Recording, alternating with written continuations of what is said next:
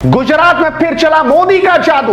कांग्रेस की उड़ी धज्जियां, किसान आंदोलन का भी कोई असर नहीं। नमस्कार, स्वागत है आपका एडवांस इंडिया पर। मैं हूं नवीन चौहान। जो किसान आंदोलन को लेकर हाय दुहाई मचा रहे थे, उनके सबके मुंह पर यह नतीजे एक करारा तमाचा है। किसान आंदोलन इन चुनाव पर कोई असर नहीं डाल पाया और वो पार्टियां जो बीजेपी से टक्कर लेने चली थी, उन्हें भी यह सबक जरूर मिल गया कि हर बार अपना दांव नहीं चलेगा। जादू इस बार गुजरात में सिर्फ मोदी का चला।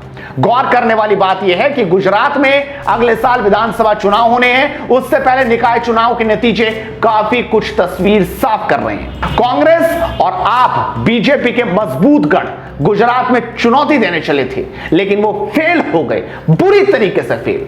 साफ है, प्रधानमंत्री नरेंद्र मोदी के मुख्यमंत्री रहने के समय और उससे भी पहले से पार्टी का जो जनाधार बना है, वो अभी भी टिका हुआ है, डिगा नहीं।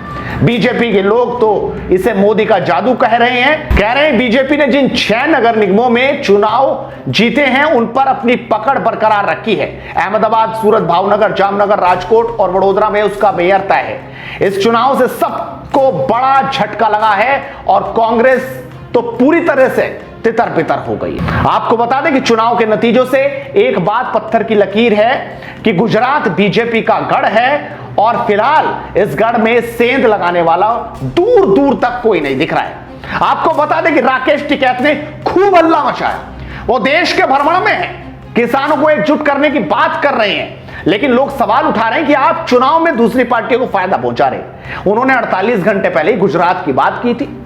जिस वक्त ये चुनाव हो रहे थे, वोट डाले जा रहे थे, उस वक्त वो कह रहे थे कि वो गुजरात जाएंगे और किसानों को इकट्ठा करेंगे।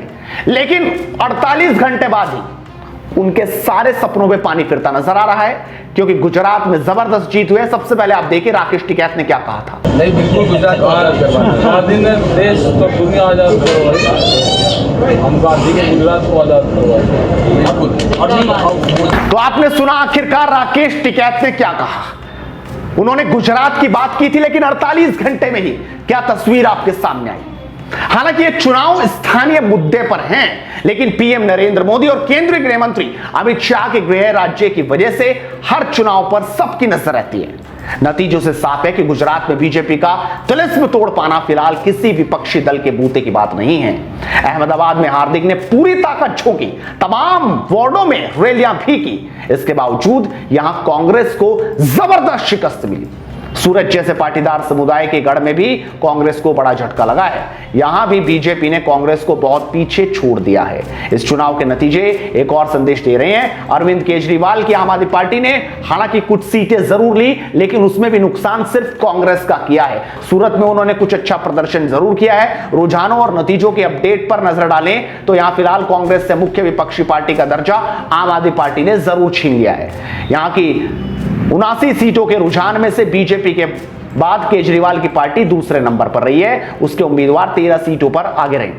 राज्य में अगले साल के आखिर तक विधानसभा चुनाव होने हैं। ऐसे में आम आदमी पार्टी के पास अपने जनाधार को मजबूत करने की कोशिश यहां पर होगी, लेकिन देखना होगा क्या मोदी अमित शाह का जादू विधानसभा चुनाव में भी इसी तरह से चलता रहेगा। और सबसे बड़ा सवाल, जो किसान आंदोलन के दम पर विपक्षी पार्टियां कूद रही थी, क्या गुजरात में किसान नहीं है क्या, या उन किसानों ने इन बिल को अच्छा समझ लिया? ये सवाल लगातार बना हुआ है। आप इस वीडियो को शेयर जरूर कीजिए और लगातार जुड़े रहिए एडवांस इंडिया के साथ, क्योंकि मुद्दे की बात मुद्दे के साथ चलती रहेगी। नमस्कार।